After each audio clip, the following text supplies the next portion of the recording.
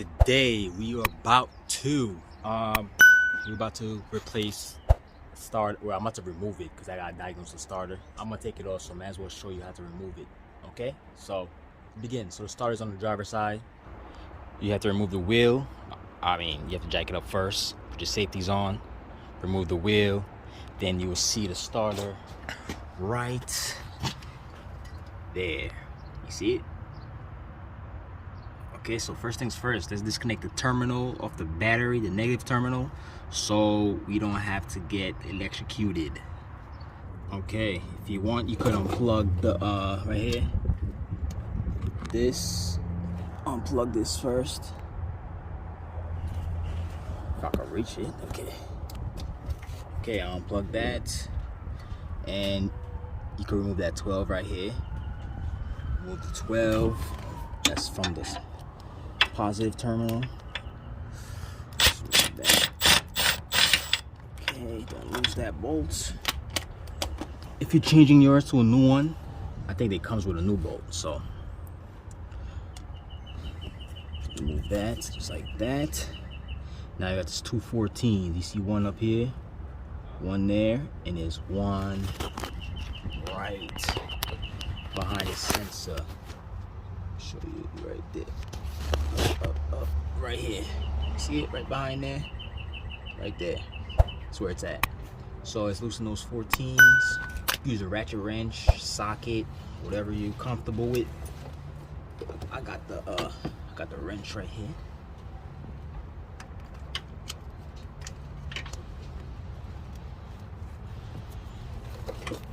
Okay. This is what I'm using for the top bolt. Long half wrench.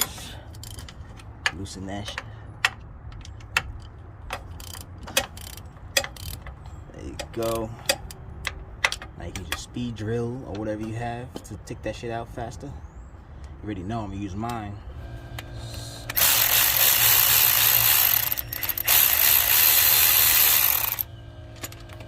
Alright, boom. Okay, you're gonna have to remove this 10 mil that's on here, that's holding the right here, this connector. You gotta remove it from here. See the 10? So it will be easier to take out the starter. If you don't remove it, the starter gonna be stuck on it. It's gonna be a little harder to take off. So take that shit off right now. If I can reach.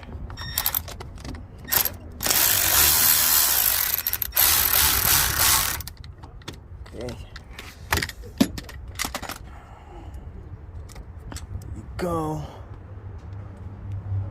Now it's out the way.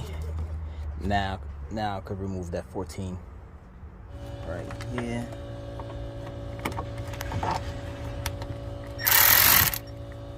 Oh, don't do that. Don't do that. Use this. There you go. It's loosening.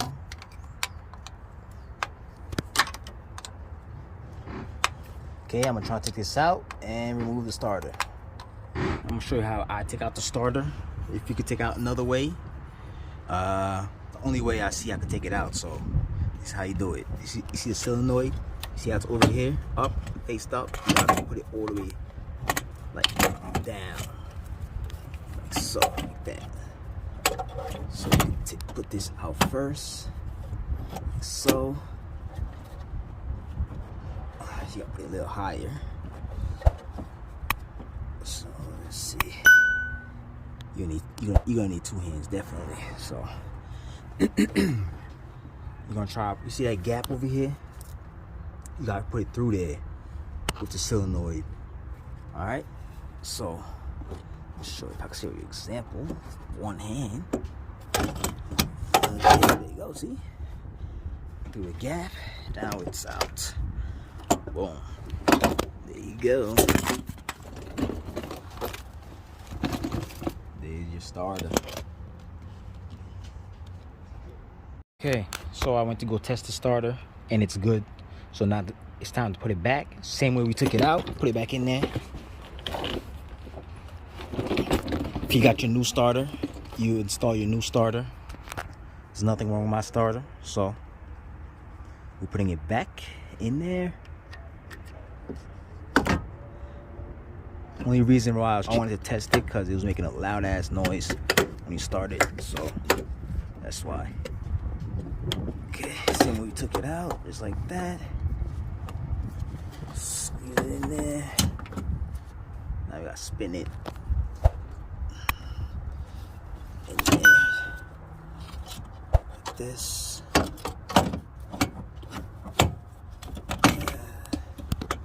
Let's put it back.